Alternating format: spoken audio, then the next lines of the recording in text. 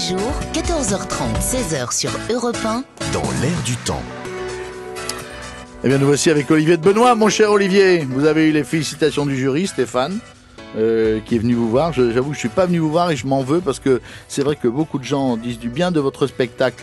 En attendant, vous allez nous parler, vous, là, parce que vous êtes ici pour égayer notre après-midi. Il ne s'agit pas de vous donner la parole pour un spectacle entier, malheureusement, mais pour quelques minutes. Vous allez nous parler. Je suis policier new-yorkais. Ah, c'est vous qui avez pisté Exactement. DSK, non?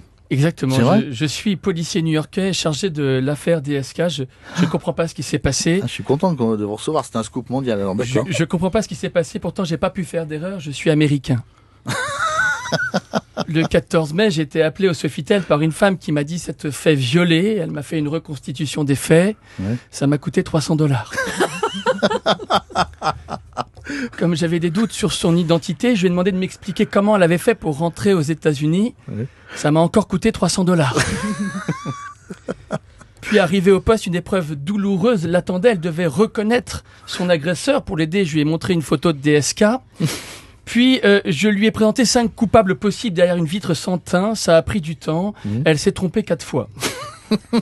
Après, elle m'a demandé si elle pouvait utiliser mon téléphone portable pour appeler son mari trafiquant de drogue dans une prison en Arizona. Je me suis dit, oulala, ça sent mauvais. J'avais raison, elle a bouffé tout mon forfait. Je l'ai entendu dire à son mari qu'elle allait gagner plein d'argent grâce à un client du Sofitel. J'étais content pour elle. La chance sourit aussi aux gens honnêtes. En enquêtant, j'ai découvert que les clients du Sofitel étaient très proches de Nassifatou Diallo. Quand ils ont appris qu'elle résidait à l'hôtel de police, ils nous ont appelés pour réserver des chambres. Ouais. J'ai fouillé au domicile de Madame Diallo, j'ai trouvé $100 000 en liquide. Elle m'a dit que ça correspondait à son travail au Sofitel. Oh. Du coup, j'ai envoyé un CV.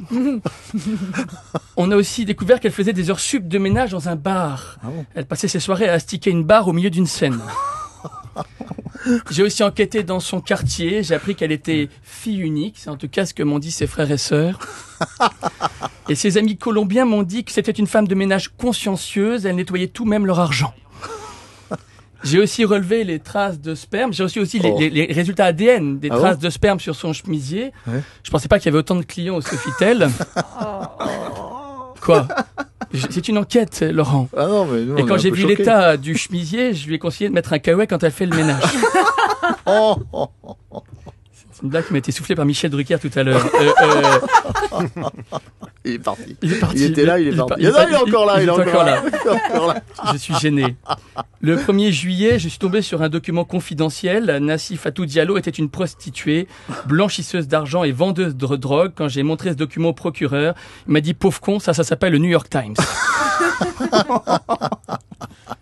Quand on m'a confié l'affaire, un collègue m'a dit « C'est l'affaire du siècle, ça va changer ta vie ».